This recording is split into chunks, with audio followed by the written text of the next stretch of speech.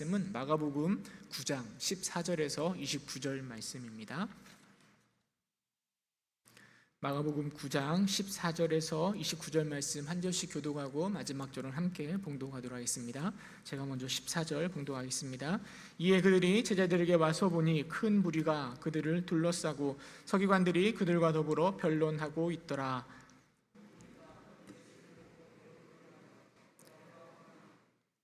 예수께서 물으시되 너희가 무엇을 그들과 변론하느냐?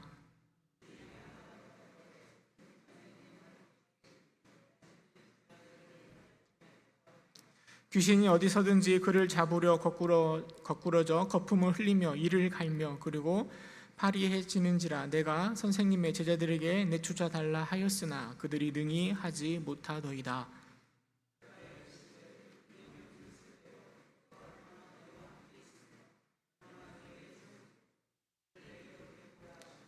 이에 데리고 오니 귀신이 예수를 보고 곧 그 아들로 심히 경련을 일으키게 하는지라. 그가 땅에 엎드려져 구르며 거품을 흘리더라.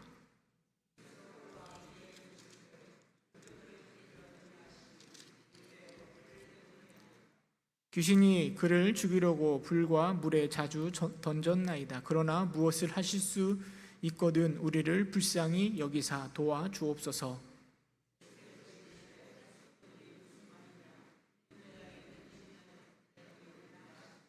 곧 그 아이의 아버지가 소리를 질러 이르되 내가 믿나이다. 나의 믿음 없는 것을 도와주소서 하더라.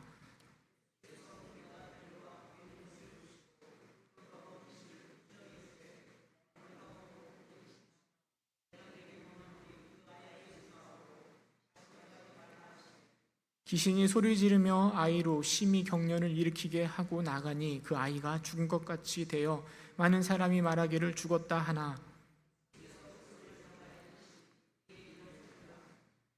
집에 들어가심에 제자들이 조용히 묻자오되 우리는 어찌하여 능히 그 귀신을 쫓아내지 못하였나이까? 이르시되 기도 외에 다른 곳으로는 이런 종류가 나갈 수 없느니라 하시니라. 아멘. 오늘은 능히 하지 못하더이다 라는 제목을 가지고 하나님의 말씀 함께 나누도록 하겠습니다. 그럼 세상이 우리 믿는 사람들, 하나님을 믿는 사람들에게 기대하고 있는 모습은 어떤 모습일까요? 그리고 세상이 기대하는 모습대로 우리들은 살아가고 있을까요? 사실 세상이 우리에게 바라는 것보다 더 중요한 건 하나님이 우리에게 바라는 그 모습일 것입니다. 우리 하나님께서 하나님을 믿는 우리들에게, 기독교인들에게, 성도들에게 요구하는 그 모습은 어떤 모습일 것 같습니까? 성경에 보면 여러 가지 본문의 내용을 살펴보면 하나님께서 기대하는 내용들을 조금 살펴볼 수 있습니다. 먼저 신약에 보면 예수님께서 우리에게 이렇게 말씀하십니다. 너희는 세상의 빛이고 너희는 세상의 소금이다. 이렇게 말씀하시는 거죠. 우리 주님은 우리가 세상의 빛의 역할을, 소금의 역할을 감당하기를 원하십니다. 또 레위기에 보면 내가 거룩하니 너희도 거룩하라 이런 말씀들도 있습니다. 우리 하나님은요, 우리가 거룩한 모습으로 살아가기를 원하고 계시는 거죠. 여러분들은 세상 가운데 소금과 빛의 역할을 감당했던 우리 신앙의 선배들, 신앙인들 하면 누가 떠오르십니까? 거룩하여 세상 가운데 선한 영향력을 발휘했던 사람 하면 누가 떠오르십니까? 사랑의 온전탄으로 별명 지어진 손양훈 목사님, 죽으면 죽으리라 라고 말씀하셨던 주기철 목사님 비롯해서 여러 좋은 귀한 목사님들, 또 유명하신 분들이 생각날 수 있을 것입니다. 그럼 오늘 우리가 세상에 비춰지고 있는 우리 기독교인의 이미지는요, 그렇게 거룩하고 선하며 세상의 빛과 소금의 역할을 감당하는 이미지로 비춰지고 있는 것은 아닌 것 같습니다. 특별히 코로나 시대를 지나면서요, 그 이미지는 더 굳어지고 더 안 좋게 변해지고 있는 것 같습니다. 사실 이미지뿐만 아니라요, 실제로 교회에서 들려오는 여러 가지 안 좋은 소문들을 우리는 종종 듣게 됩니다. 하나님은 우리가 세상 가운데 빛의 역할을, 세상을 밝히는 빛의 역할을, 세상이 썩지 않도록 하는 소금의 역할을, 정결하고 거룩하며 사랑이 넘치는 자의 모습으로 살아가기를 원하지만 사실 우리 현실 속에서 그런 기독교인을 만나기는 쉽지는 않은 것 같습니다. 물론 어디선가 아무도 모르게 빛도 없이 이름도 없이 그렇게 살아가시는 많은 기독교인들이 있지만 반면에 못된 기독교인들, 잘못된 기독교인들이 이슈가 되어서 우리에게 잘 보여질 뿐이다 라고 위안을 삼기도 하지만요, 그럼에도 불구하고 세상의 빛과 소금이 아니라 세상의 걱정거리가 되어버리고 세상의 염려가 되어버린 우리 기독교의 모습에 서글퍼지기도 하는 것 같습니다. 우리는 전능하신 하나님 믿고 있는 사람들이잖아요. 그런데 왜 우리는 이렇게 연약하고 힘이 없는 모습으로 세상 가운데 남아 있는 것일까요? 왜 이렇게 죄악 가운데 쉽게 넘어지는 걸까요? 오늘 본문의 말씀을 통해서 우리의 연약함과 그 믿음 없음에 대해서 함께 생각해 보고자 합니다. 오늘 본문의 배경을 생각해 보면은요, 예수님은 세 명의 제자 베드로와 야고보와 요한을 데리고요 변화산에 오르셨습니다. 세 명의 제자는요 예수님과 함께 변화산에서 모세도 만나고 엘리야도 만납니다. 그 놀라운 광경을 경험한 세 명의 제자는요 이곳이 좋사오니 초막셋을 짓고 살겠다라고 이야기합니다. 하늘의 음성을 듣고 새로운 세계의 영적인 경험들을 하고 있는 것이죠. 그런데 문제는 남아있는 이 9명의 제자들입니다. 산 아래서 예수님이 내려오기를 기다리고 있습니다. 그런데 그 9명의 제자에게 다급하게 찾아온 사람이 있습니다. 혼자 온 것이 아니라 말 못하여 귀신 들린 아들을 데리고 제자에게 나옵니다. 그리고 제자들에게 이 아이를 고쳐달라고 요청하고 있는 거죠. 아마도 이 아버지는 예수님에 대한 소문을 들었던 것 같습니다. 예수님이 귀신도 내어 쫓고 병도 고친다라는 그 소문을 들은 것 같습니다. 그리고 예수님을 만나려고 했는데 예수님이 없자 예수님의 제자들에게 이 아이를 고쳐달라고 요청하고 있습니다. 그런데 아무리 제자들이 용을 쓰고 그 아이를 고치려고 해도요 아이를 고치지 못하고 있습니다. 손을 올려놓고 기도를 해보고 또 예수님의 이름으로 귀신을 쫓아내보려고 해도요 아무런 반응이 없습니다. 어쩌면 예수님처럼 이 눈에 뭘 발라봤을지도 모르겠습니다. 침을 뱉어보기도 했을지도 모르겠습니다. 그러나 그것 여러 가지를 해도 제자들은 그 아이를 고치지 못하고 있습니다. 사실 오늘 설교의 제목이 능히 하지 못하더이다 인데요, 말씀을 묵상하면서 이 말기가 계속해서 제 마음속에 걸리는 이 말씀으로 이렇게 다가왔습니다. 여러분, 왜 제자들은 능히 하지 못했을까요? 왜 예수님의 제자들은 그 귀신 들린 사람을 고치지 못했을까요? 물론 예수님이 지금 함께 하시지는 않습니다. 예수님은 세 명의 제자들과 함께 변화산에 오르셨고 지금 내려오고 있는 과정입니다. 예수님이 함께 계시지 않는다라는 것은 그런 능력을 발휘함에 큰 차질이 있는 것은 사실입니다. 그러나 그렇다고 해서 제자들이 귀신을 쫓아내는 일을 아주 감당하지 못하는 것은 또 결코 아닙니다.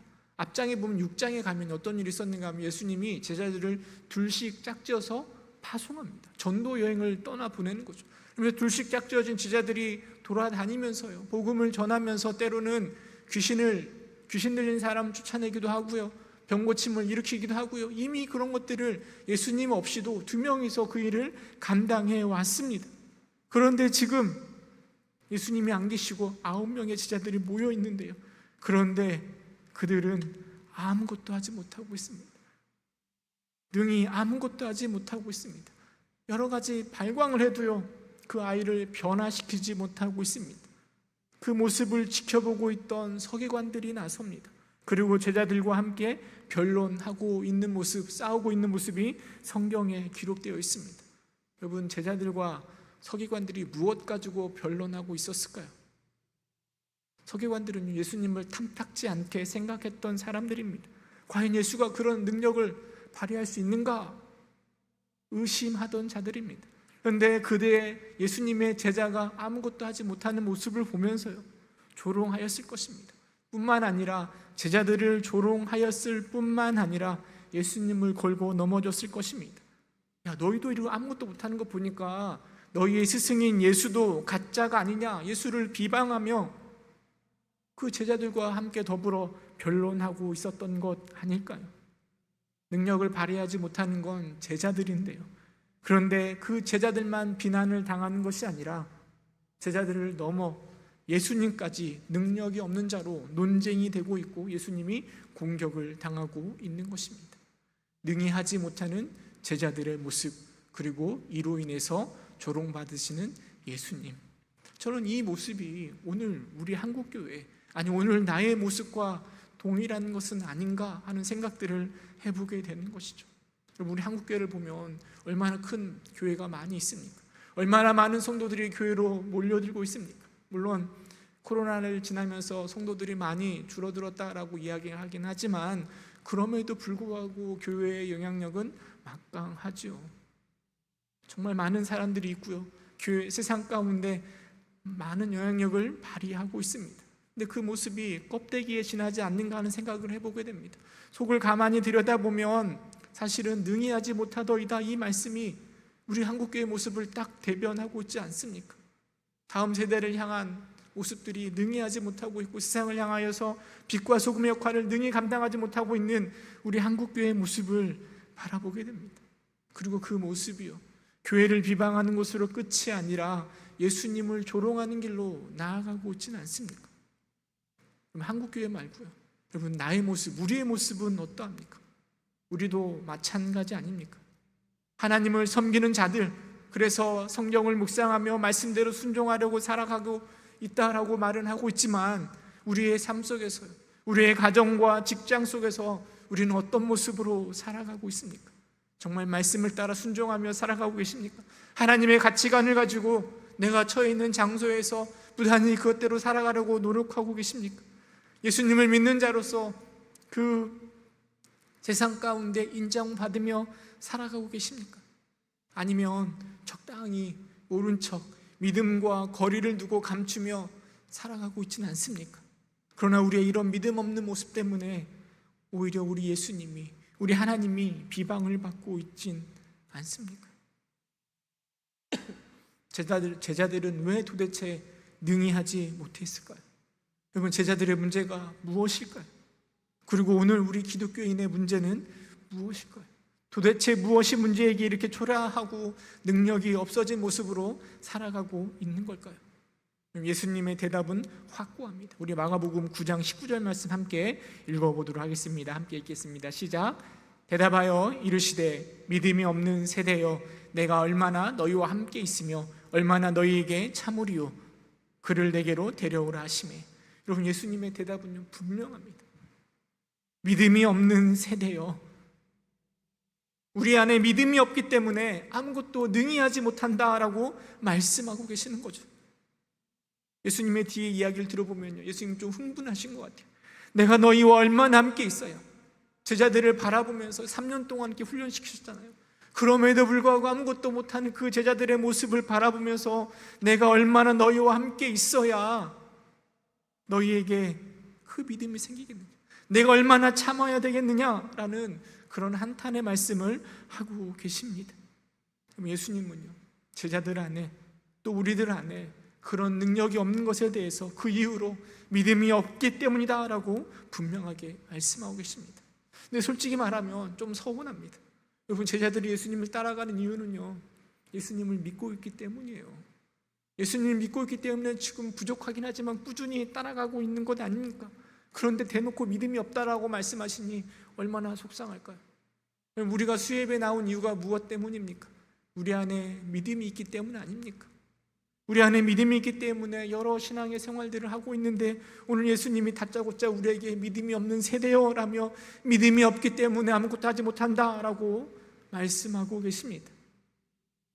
좀 속상한 마음이 들긴 하지만 여러분, 이 예수님의 말씀을 통해서 우리의 믿음의 모습을 다시금 돌이켜 보았으면 좋겠습니다. 예수님을 따른다라고, 예수님을 믿는다라고 말은 하고 있지만 내 안에 정말 참된 믿음이 있는가? 혹 내 안에 잘못된 믿음 때문에 예수님께서 그렇게 말씀하고 계시는 것은 아닌가? 우리의 모습을 점검해 보았으면 좋겠습니다. 사실 당시에요, 많은 사람들이 예수님을 따라왔잖아요. 여러분, 따라온 이유가 예수님이 메시아이고 우리에게 구원을 주실 것이다 라는, 물론 그런 기대감이 아주 없었던 건 아니지만 그런 기대감보다는요, 오히려 기적이나 먹을 것 때문에, 그 갈급함 때문에 예수님을 따라온 사람들이 너무나 많았습니다.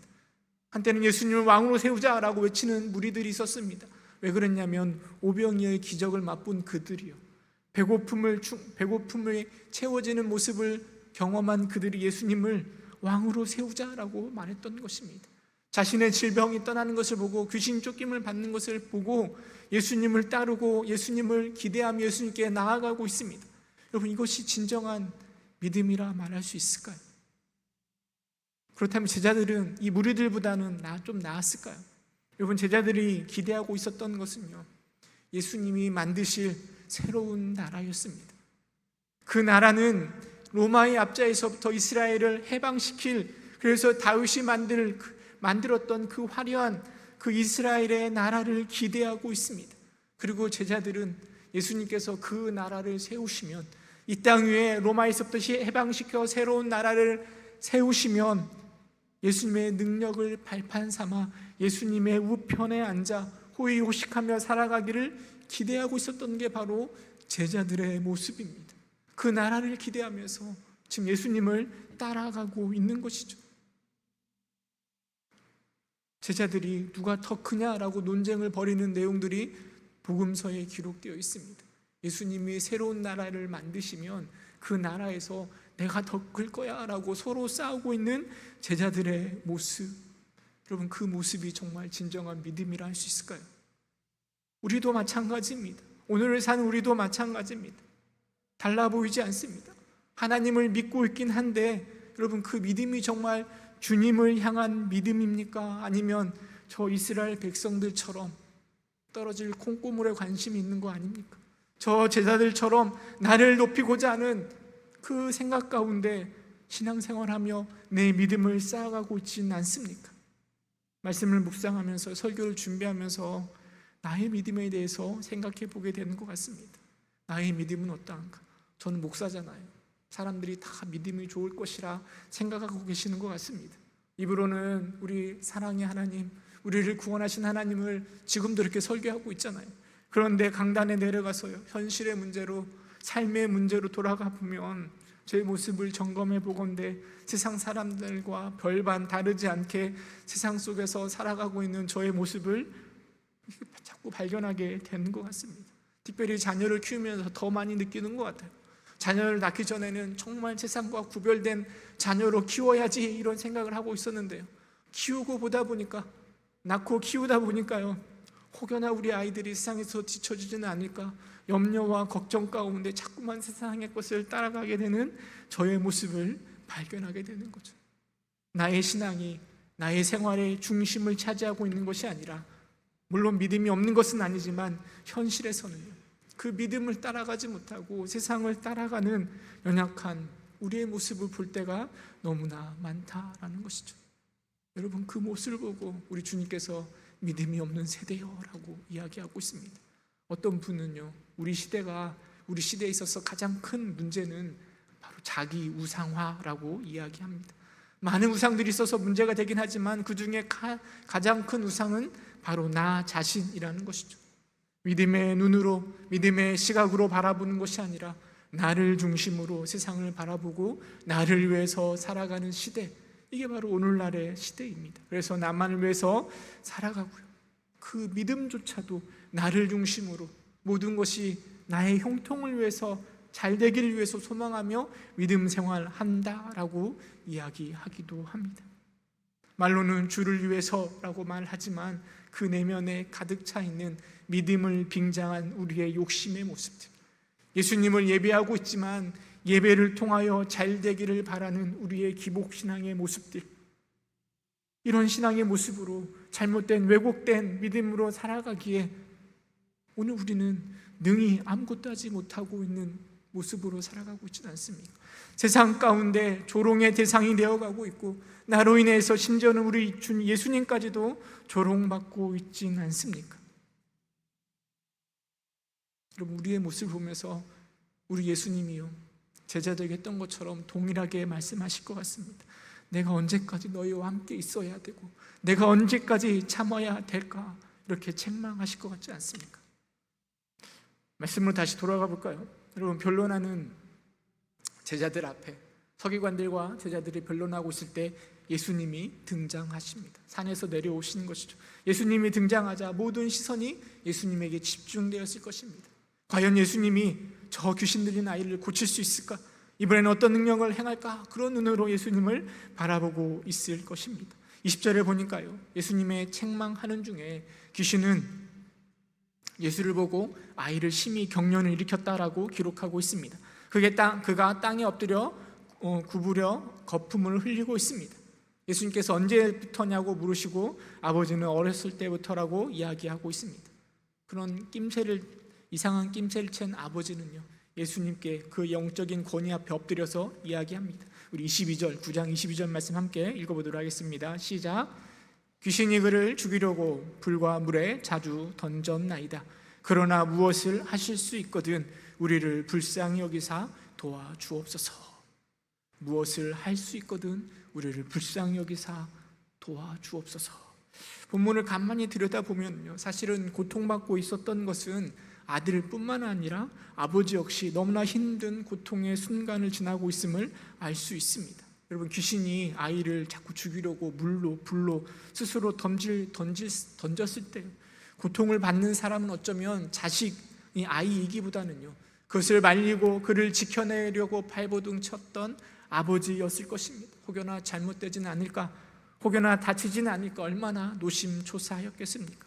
그래서 이야기합니다. 무엇을 하실 수 있거든 우리를. 여기서 우리는요, 아버지와 아들 두 사람을 다 함께 지칭하고 있는 표현입니다. 자녀, 아이뿐만 아니라 아버지를 포함한 우리를 불쌍히 여겨 주십시오라고 하나님 앞에 간구하고 있는 것입니다. 그래서 그 어려움, 그 고난, 그 지옥과 같은 상황 속에서 나를 건져 주십시오라고 주님께 간절히 요청하고 있습니다.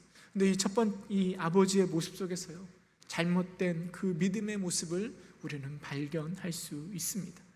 여러분, 우리는요, 이 아버지의 간절한 믿음 속에서요, 그의 초점이 어디에게 맞춰져 있는가를 생각해 봐야 됩니다. 지금 그 아버지는요, 자신의 힘든 상황에 집중하고 있는 것입니다. 늘 다칠지 모르는 아이의 발작, 그로 인해서 말할 수 없는 그 고통들, 아버지는 그것만 바라보고 있습니다. 그리고 그 고통이 속히 해결되기를 바라는 마음 가운데 우리 예수님께 간절히 요청하고 있는 것입니다.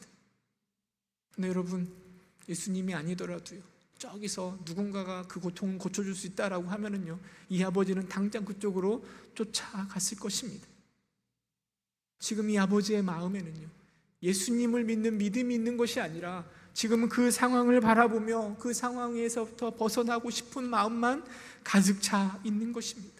예수님은 그 아버지의 마음을 보시고 분명하게 지적하십니다. 23절에 보면은요, 예수께서 이르시되 할 수 있거든이 무슨 말이냐, 믿는 자에게는 능히 하지 못할 일이 없느니라. 믿는 자에게는 능히 하지 못할 일이 없느니라 라고 이야기하면서 그 믿는 자의 모습을 강조하며 이야기하고 있습니다. 사실 당시에 믿는 제자들이 있었잖아요. 그런데 그들은 아무것도 하지 못한 그런 모습을 보여주고 있습니다.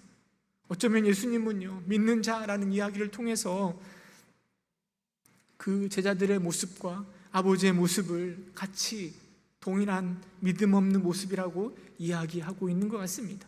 더불어 오늘 우리를 살아가는 우리의 모습도 이렇게 나타나고 있는 것 같습니다. 여러분, 믿는 자에게 중요한 것은요, 우리의 현실, 우리의 상황이 아닙니다. 주님 앞에 나와 있는 그 아버지에게 중요한 것은 그 처해 있는 상황이 아니라 지금 내가 누구 앞에 나와 있는가, 그것이 훨씬 더 중요한 것입니다. 여러분, 우리의 믿음에 있어서 정말 중요한 건 내 상황과 내 형편이 아니라 우리의 믿음의 대상이 되시는 그분이 누구인가 하는 것 아니겠습니까?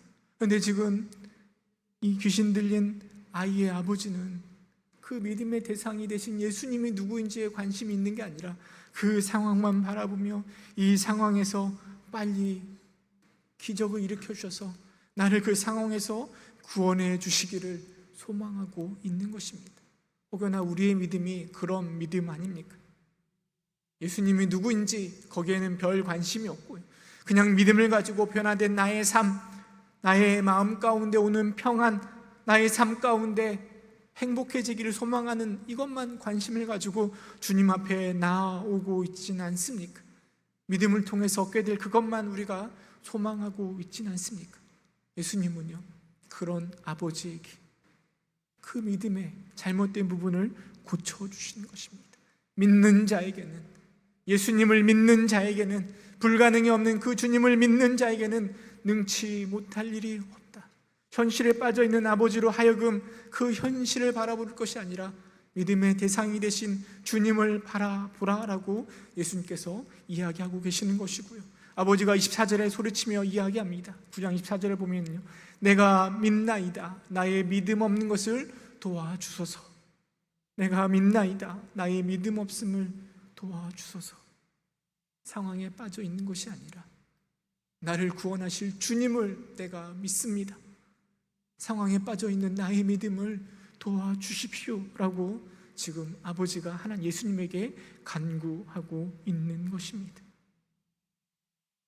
여러분, 우리가 능히 하지 못하는 그 이유, 그래서 예수님에게 믿음이 없는 세대여라고 책망듣는 그 이유가 우리의 믿음의 대상이 되신 예수님을 바라보지 못하고 우리의 상황과 형편만 바라보고 있기 때문은 아닌지 우리의 믿음을 점검해 봐야 될 것입니다. 나에게 이것이 있었으면 좋겠다, 이것이 있었으면 좋겠다, 예수님을 믿으니까 예수님께서 이걸 채워주시겠지, 이것만 바라보고 있지는 않습니까? 여러분, 우리의 믿음의 대상이 되신 예수님, 우리를 구원하시고 우리를 사랑하시며 우리를 인도하실 그 예수님을 바라볼 때 그 믿음이 정말 못할 것이 없는 믿음의 모습으로 남게 될 것입니다. 주님만 바라볼 수 있는 그런 믿음을 가질 수 있기를 주님의 이름으로 축원합니다. 여러분, 이 일이 끝난 후에요, 예수님께서 그 아이를 고쳐주시고요, 그리고 그 아이를 살려주시고 다 돌아갔습니다. 이 일이 끝난 후에 제자들이 조용히 예수님께 묻습니다. 28절에 보니까요, 집에 들어가심에 제자들이 조용히 묻자오되 우리는 어찌하여 능히 귀신을 쫓아내지 못하였나이까? 예수님께 질문합니다. 저는 이 질문 속에서 또 제자들의 잘못된 믿음의 모습을 바라보게 됩니다. 사실 제자들의 입장에서요, 아무것도 하지 못한 그 모습이 굉장히 창피했을 것 같습니다. 내가 왜 이렇게 아무것도 못했을까요? 조용히 예수님께 묻고 있습니다. 그런데 이 제자들의 질문을 보면 어디에 관심을 두고 있는가 하면 우리는에 관심을 두고 있는 것 같습니다. 예수님, 왜 우리는? 예수님, 왜 나는 그런 기적을 예수님처럼 행하지 못합니까? 내가 이렇게 열심히 하고 있고 내가 열심히 주를 따라다니고 있는데 왜 우리는 이런 능력이 나타나지 않고 있는 겁니까? 라고 지금 예수님께 질문하고 있습니다. 여러분, 아버지의 믿음은 현실 상황에 집중하다가 꼬여버린 믿음이라고 한다면 이 제자들의 믿음은요, 자신들에게 집중하느라 그 믿음이 꼬여버린 것 같습니다. 여러분, 다시 한번 말씀드리지만 참된 믿음은 상황과 형편을 바라보는 게 참된 믿음이 아닙니다. 나의 열심과 나의 능력을 바라보는 게 참된 믿음이 아닙니다.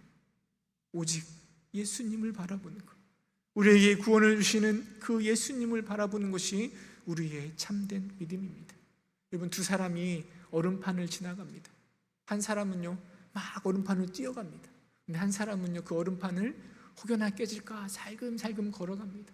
두 사람 중에 어떤 사람이 얼음판에 빠질 것 같습니까?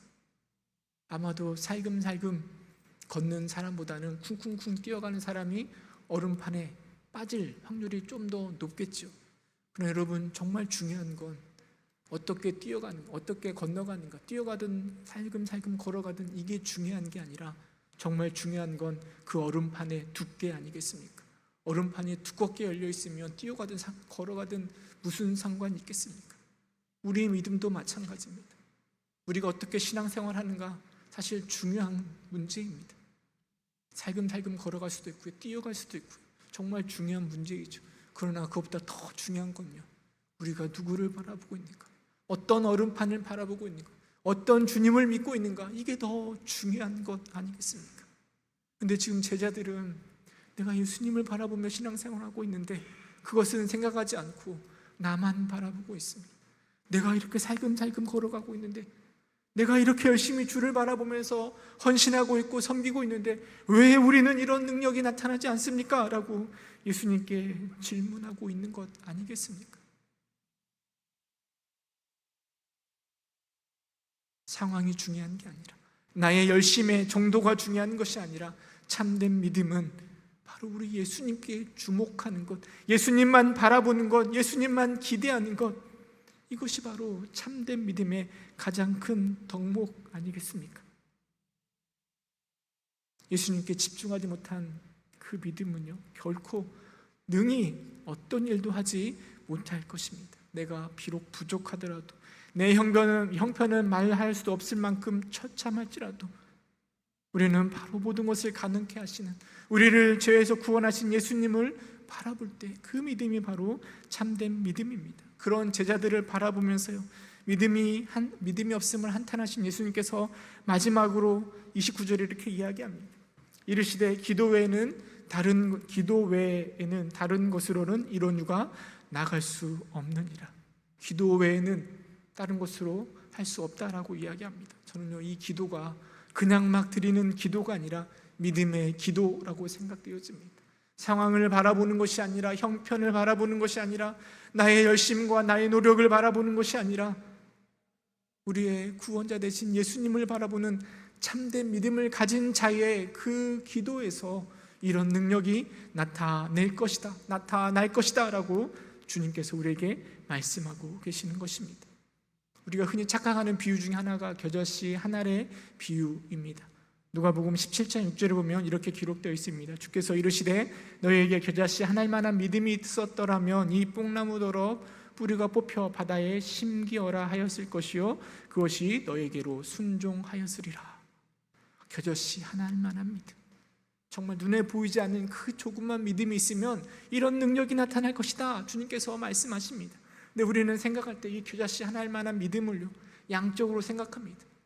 우리는 부족하지만, 연약하지만 조그만 믿음이라도 있으면 이 믿음이 우리에게 이렇게 큰 능력을 가져다 줄 것이야 라고 해석하기도 합니다. 여러분, 여기서 말하는 겨자씨 한 알만한 믿음은 양의 이야기를 하는 것이 아닙니다. 바로 질의 이야기를 하는 것입니다. 세상 사람들이 바라볼 때 우리가 가지고 있는 믿음은 정말 초라한 믿음, 아무것도 아닌 것 같은 믿음처럼 보여집니다. 그러나 그 참된 믿음 가운데 하나님의 역사가 나타나는 것 아니겠습니까?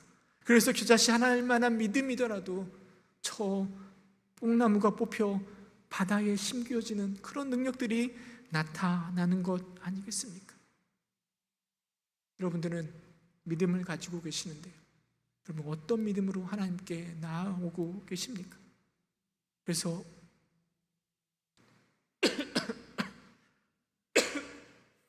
여러분은 어떻게 하나님을 믿고 계십니까? 저 아버지처럼 상황에 집중한 믿음을 가지고 있지는 않습니까? 제자들처럼 나에게만 집중한 믿음을 가지고 있지는 않습니까? 여러분, 우리의 믿음이요, 물론 그런 믿음에서부터 시작되었을 것입니다. 그런데 우리의 믿음이 조금씩 더 업그레이드 되어 가야 되지 않겠습니까? 상황이 아니라, 형편이 아니라, 내가 아니라 주님을 바라볼 수 있는, 그래서 믿음의 깊이를 더할 수 있는 참된 믿음의 자리, 상황을 뛰어넘고 현실을 뛰어넘고 나의 연약함을 뛰어넘어 주님을 바라보고 소망할 수 있는 그 믿음의 자리로 나아갈 수 있는 저와 여러분 될 수 있기를 주님의 이름으로 축원합니다. 말씀 생각하면서 함께 기도하였으면 좋겠습니다. 나의 믿음이 어떠한가? 하나님, 나의 믿음이 하나님을 기쁘시게 할 수 있는 참된 믿음 될 수 있기를 위해서 함께 기도하기를 원합니다. 환경과 상황에 집중하는 믿음이 아니라, 나에게 집중하는 믿음이 아니라 오직 예수님에게 집중하는 참된 믿음을 갖는 내가 되게 하여 달라고 기도하기 원합니다. 비록 겨자씨 한 알과 같은 작은 믿음이지만 그 믿음이 진실된 믿음, 능력을 발휘할 수 있는 믿음, 그래서 나로부터 믿음의 능력이 나타날 수 있는, 능히 감당할 수 있는 믿음의 사람 내가 되어달라라고 시간 함께 합심하여서 함께 기도하도록 하겠습니다. 기도하겠습니다.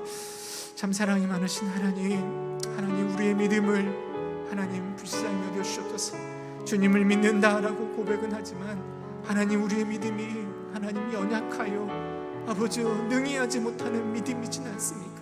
우리의 믿음이 연약하여 세상 가운데 빛과 소금의 역할을 감당하기는커녕 아버지 조롱의 대상이 되고 나로 인하여 우리 주님마저도 조롱의 대상으로 만들어버리진 않습니까? 하나님, 우리 안에 참된 믿음을 더하여 주옵소서. 하나님, 우리 안에 주님을 기쁘시게 할 수 있는, 능력을 발휘할 수 있는 참된 믿음을 더하여 주옵소서. 현실을 바라보는 믿음이 아니라 하나님 우리 주님을 바라보는 믿음 갖게 하여 주옵소서. 나를 바라보는 믿음이 아니라 내 열심을 생각하는 믿음이 아니라 우리를 구원의 자리로 인도하실 주님을 바라볼 수 있는 믿음을 소유할 수 있도록 주님 인도하여 주옵소서. 그리하여 어떤 상황이 어떤 형편에 있더라도 하나님 믿음으로 살아가는 자 될 수 있도록 주여 인도하여 주옵소서. 그 믿음이 비록 겨자씨 하나일 것 같은 믿음이다 할지라도 하나님 능력이 나타나는 믿음, 하나님 진실된 믿음 될 수 있도록 주님 인도하여 주옵소서. 나로부터 시작된 그 믿음의 능력을 통하여 하나님 믿지 않는 자들에게 세상 가운데 주님께서 바라시는 그 빛과 소금의 역할을 감당할 수 있는 우리 모두가 될 수 있도록 주여 인도하여 주옵소서. 역사하여 주옵소서. 주님 함께 주옵소서.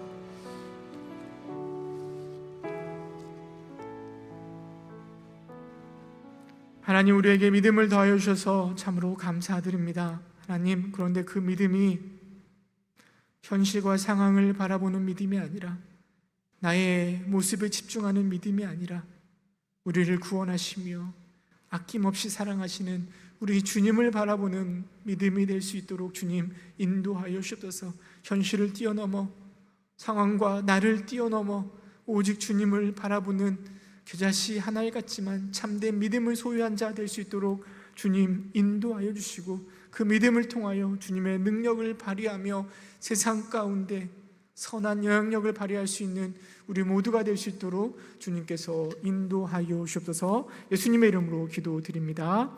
아멘. 이제는 우리 주 예수 그리스도의 은혜와 하나님의 크신 사랑하심과 성령님의 교통하심이 참된 믿음을 가지고 능력을 발휘할 수 있기를 소망하며 나아가는 모든 성도들 머리머리 위에 지금부터 영원토록 함께 있을지어다.